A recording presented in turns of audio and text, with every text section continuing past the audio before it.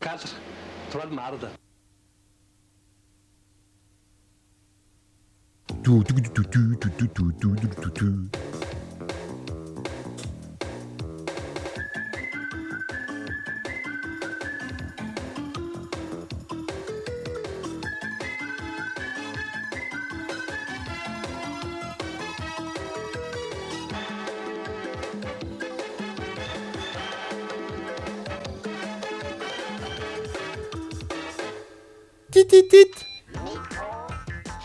Salut à tous. Bonjour. Bienvenue en Micro Kids qui reprend son rythme hebdomadaire. Mais attention, il faudra vous lever un petit peu plus tôt. C'est à 9h30 et ça n'est pas à 9h45.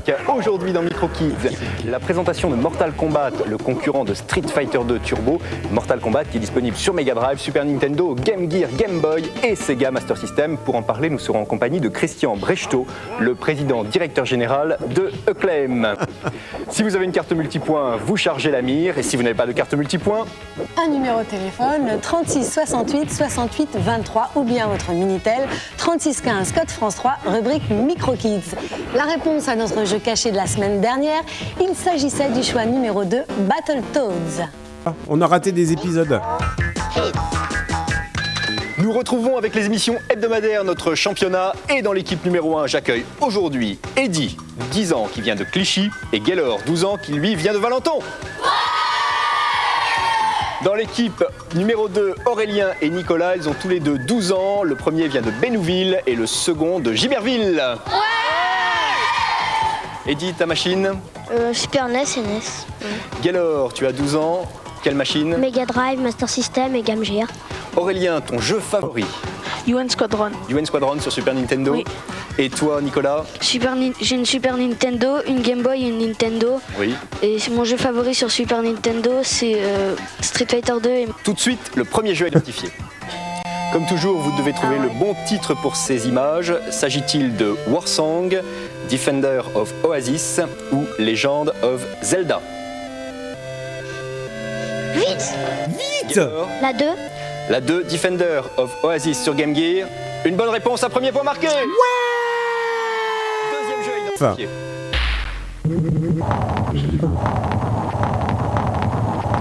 Ce jeu est-il Power Monger, Populous 2 ou Megalomania? Aurélien? Plus d'eau. Populous 2, mauvaise Mauvaise réponse. La réponse 1. La réponse 1, Power Monger sur Mega Drive. Une bonne réponse, un deuxième point marqué. On va gagner à moi. Et voici le troisième et dernier jeu à identifier. Est-ce que vous voyez les images de Arrière Jump Jet, F-15 Strike Eagle 3 ou AV-8B Arrière Assault? Aurélien? La 3. La 3, AV-8B Arrière Assault. Une bonne réponse. C'est donc Macintosh Gaver qui a... Non, attends, c'est même pas cette réponse. On retrouve nos 4 candidats tout à l'heure. Pour l'instant, place à l'actualité.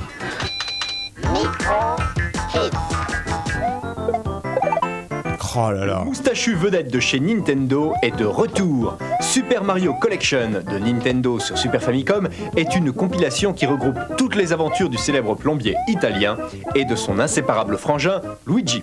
Si vous aimez les jeux de plateforme, vous allez être servi. Vous pourrez en effet choisir de jouer à Super Mario 1, Super Mario 2, Super Mario 3 ou à Super Mario USA.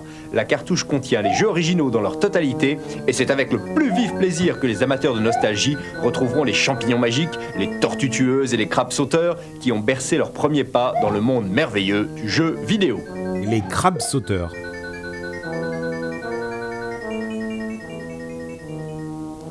Rien de vraiment nouveau donc, mais une cartouche indispensable à votre Logitech si vous ne possédez pas déjà ces 4 petits chefs-d'œuvre considérés comme le must du jeu de plateforme.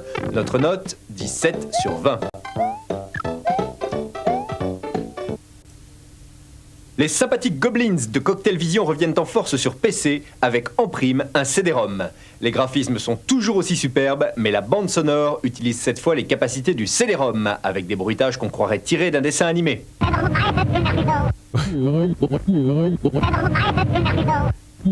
Faut avoir de l'imagination pour le dessin animé quand même. Hein. Cette fois encore, résoudre une série d'énigmes particulièrement tordues qui demanderont aux joueurs de faire preuve de bien plus d'intelligence que de réflexe.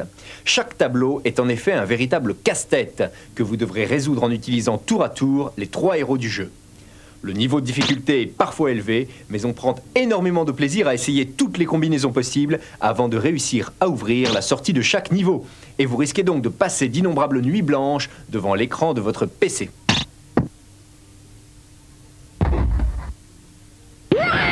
Goblins CD-ROM mérite au moins une note de 16 sur 20 et il est très difficile d'en décrocher une fois qu'on a mis le nez dedans. On vous aura prévenu.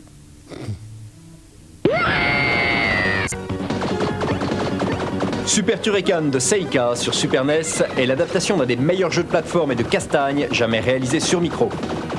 Vous y incarnez un guerrier bionique plutôt costaud, équipé d'un armement à côté duquel les lance-missiles d'un porte-avions auraient l'air de pistolets à eau. Votre mission va consister à ramener la paix et le bonheur sur une planète envahie par des hordes de méchants aliens. On retrouve bien sûr toutes les options du jeu original, mais les graphismes, l'animation et les bruitages ont nettement été améliorés par rapport aux versions micro. Pour les boss de fin de niveau, pas de problème, les spectaculaires effets de zoom de la Super Nintendo ont été mis à contribution, ce qui les rend beaucoup plus terrifiants.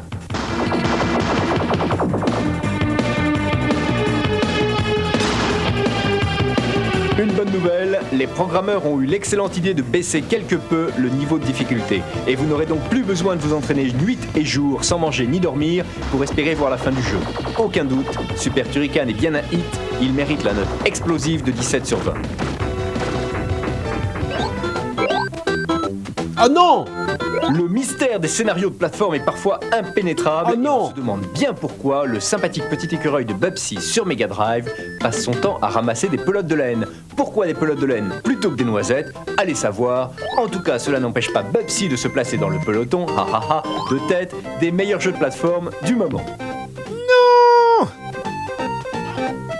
Bon déjà, première information c'est que c'est un écureuil. La musique est entraînante et les graphismes ne manquent pas de punch. Mais c'est surtout son incroyable jouabilité qui fait tout l'intérêt de Bubsy.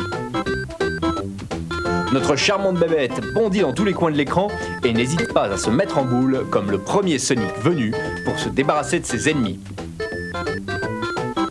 L'animal est même capable de planer tout doucement au-dessus de gouffres vertigineux. Roulement de tambour et applaudissements donc pour notre écureuil volant qui reçoit la note de 17 sur 20.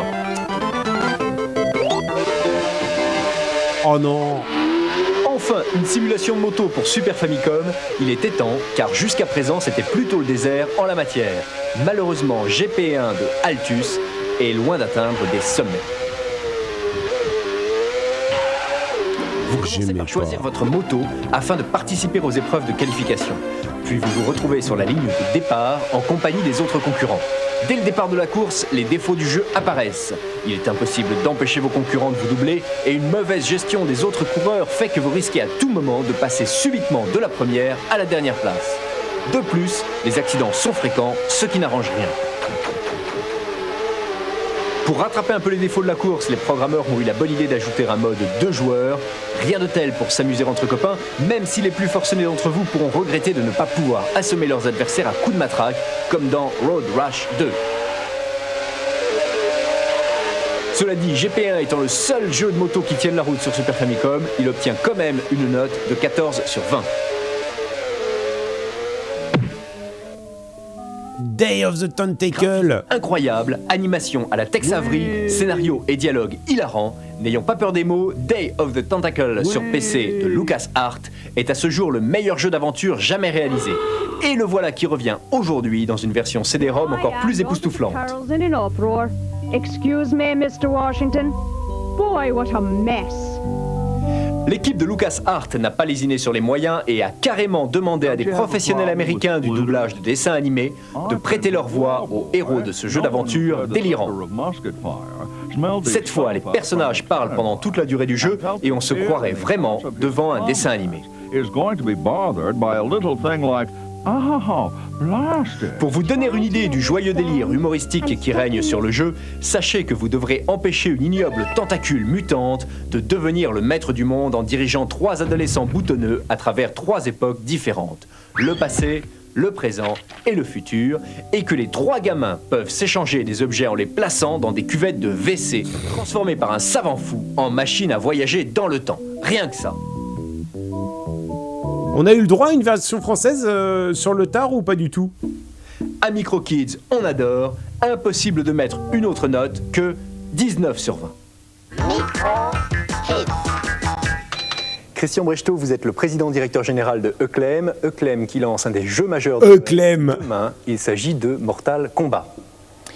Oui, Mortal Kombat, et je pense que tout d'abord il faut rappeler que Mortal Kombat est une adaptation du célèbre jeu d'arcade qui est numéro 1 aux États-Unis actuellement, et qui va être adapté maintenant, présent sur l'ensemble des consoles Sega et Nintendo.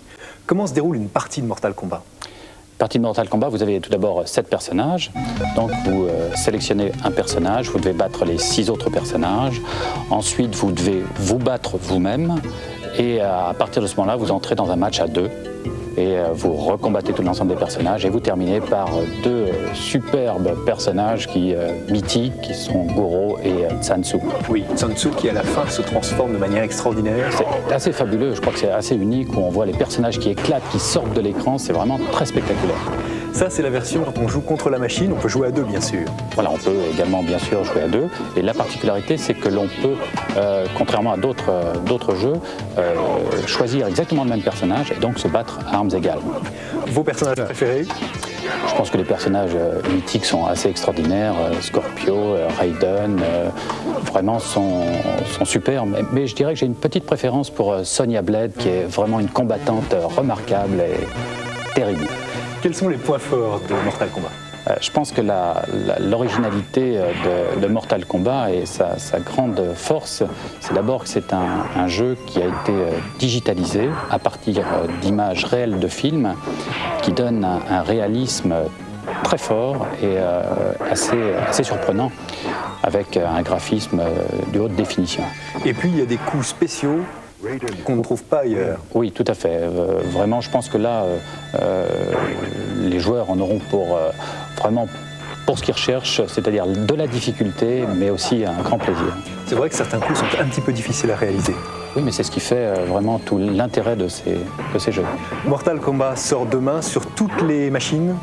Oui, alors ça, c'est une grande première mondiale. Une grande première mondiale puisque Mortal Kombat sort à la fois sur la Super NES, sur la Mega Drive, sur le Game Boy, sur le Game Gear et sur la Master System. C'est la première fois qu'on sort un jeu sur l'ensemble des formats. Sur toutes les plateformes. Version préférée, j'ai une petite faiblesse pour Game Gear parce que c'est vraiment unique, le Game Gear, avec la taille de ses personnages et la qualité du graphisme. Donc un jeu extraordinaire et une promotion qui va être elle aussi assez extraordinaire. Oui, je pense que bien sûr, pour ce lancement, on sera présent dans tous les médias, télévision, radio, presse, mais on va faire également des opérations de partenariat. Je pense qu'on a pu voir cet été que les tatouages étaient très à la mode et on va éditer une planche de 13 tatouages. Et puis un championnat?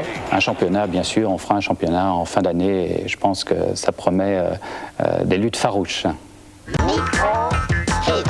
Et vous avez vu? J'imagine que la grande question que tous les amateurs de jeux de combat se posent, c'est que vaut Mortal Kombat face à Street Fighter 2 et surtout face à Street Fighter 2 Turbo. Pour les possesseurs de Mega Drive, pas de problème puisque Street Fighter 2 n'existe pas encore sur cette machine, donc à ce moment-là, Mortal Kombat est vraiment le choix de Noël. En revanche, pour les possesseurs de Super Nintendo, la question se pose. Pour avoir la réponse, nous avons demandé à nos labotesteurs de comparer Mortal Kombat et Street Fighter 2 Turbo. C'est un comparatif relativement difficile à faire car au premier abord on pourrait croire que ce sont 2 jeux identiques, mais en s'y plongeant beaucoup plus on peut voir certaines différences. Comme au niveau des personnages que l'on peut prendre, à Street Fighter on peut prendre 12 personnages, tandis qu'à Mortal Kombat on peut qu'en prendre 7. Au niveau des coups, dont 3 qui se ressemblent. D'une plus grande panoplie de coups, tandis que Mortal Kombat, chaque sprite de bonhomme, quand il donne un point simple, est identique. Au niveau des boutons, Street Fighter 2 Turbo dispose de 6 boutons, alors que Mortal Kombat dispose de 5 boutons. La différence entre les deux, c'est que Street Fighter 2 Turbo dispose de un point faible, un point moyen, un point fort, un coup de pied faible, un coup de pied moyen, un coup de pied fort, et Mortal Kombat dispose de un point faible, un point fort, un coup de pied faible, un coup de pied fort, plus une innovation, c'est la touche bloc qui permet de se protéger, différemment à Street Fighter 2 où il fallait appuyer vers l'arrière. Au niveau des coups spéciaux, Street Fighter 2 Turbo dispose de nouveaux coups, comme Chun-Li qui peut tirer des boules de feu, puisque Mortal Kombat est vraiment identique à la version arcade, les digits sont exactement pareils. Il y a encore une chose excellente dans Mortal Kombat qui sont les fatalities.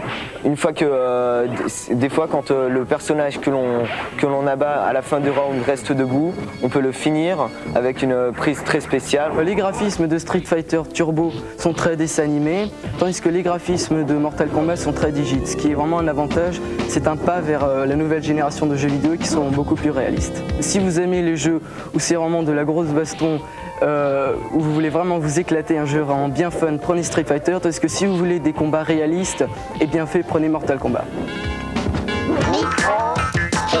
Il me semble. Si. Pour l'instant, c'est l'équipe numéro 1 qui est en tête par 2-1 pour l'équipe numéro 2. Mais rien n'est perdu pour cette équipe numéro 2. Nos candidats vont s'affronter sur un jeu sur console Neo Geo. Ils vont avoir 45 secondes pour essayer de pulvériser leur adversaire. Est-ce que vous êtes prêts, Eddie et Nicolas? 3, 2, 1, top, c'est parti. Oh, il y en a qui a commencé à taper avant. Oh, le bâtard, il a pas attendu le top. Incarne le joueur Hanzo. C'est bien, tire loin dans la vie. Incarne Shen Han. Comme vous le voyez, ce jeu est absolument insupportable les mômes. Street Fighter 2 ou Mortal Kombat n'ont qu'à bien se tenir. Il faut dire que c'est un jeu qui tourne sur la Neo Geo, une console d'arcade. Jean-Michel, on t'entend pas, Jean-Michel. Hanzo, c'est-à-dire parle plus fort. En tête, 3650 points. Non, un KO. Qui va remporter ce premier match? On t'entend pas. C'est Hanzo qui a gagné. On comprend rien. 15 000, 18 000, 23 000, 25 000, 25 950 points, stop. C'est Hanzo, c'est-à-dire Eddie, qui remporte la victoire. Ouais. L'équipe numéro 1 de Eddie et Gaylor qui remporte la victoire définitive. Ouais. Eddie et Gaylor, vous choisissez un numéro 1, 2 ou 3. 3. Et vous gagnez un méga CD. Oh non, il y a la Mega Drive sur la photo aussi. Moi, je veux la Mega Drive. Notre candidat, des abonnements à Tilt, à Console Plus, des pins clignotants, des compacts disques et des t-shirts Micro Kids. Bravo à tous les 4.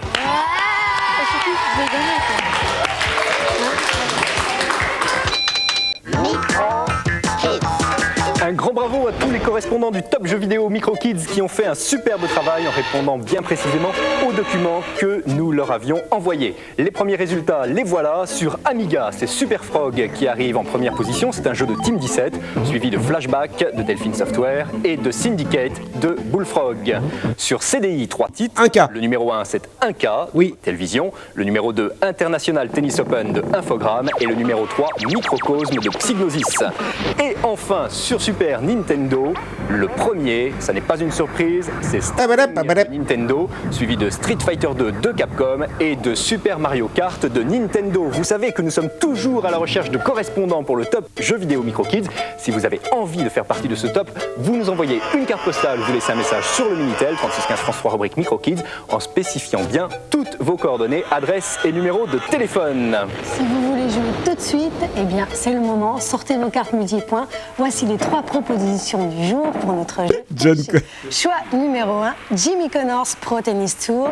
Choix numéro 2, Wimbledon. Choix numéro 3, Super Tennis. Vous avez la bonne réponse. Très bien, vous appuyez sur la touche 1, 2 ou 3 suivi de ENT sur votre carte multipoint. Et si vous n'en avez pas, vous utilisez votre Minitel 3615 code France 3, rubrique Micro Kids. On retrouve notre concours de mascotte, le concours de mascotte avec le parrainage du ministère de la Culture et de la Francophonie et le parrainage de l'INA. 3 mascottes cette semaine sélectionnées par Eric Ramarosson et la plus belle mascotte gagne une Mega Drive. Bravo à son auteur.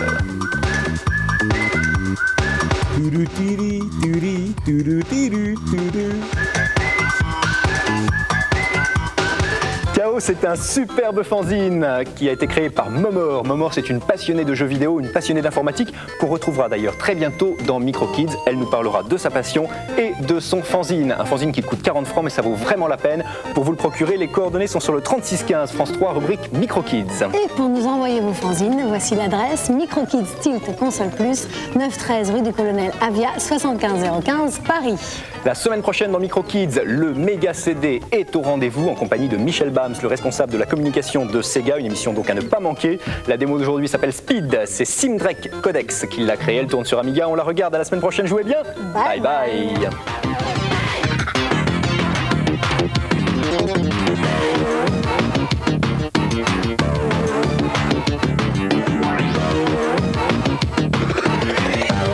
Et on me dit, on l'avait un peu harcelé au Super Game Show, le Jean Mimi. Ah les bâtards, ils l'ont diffusé par désespoir de cause. Arrête de m'embêter.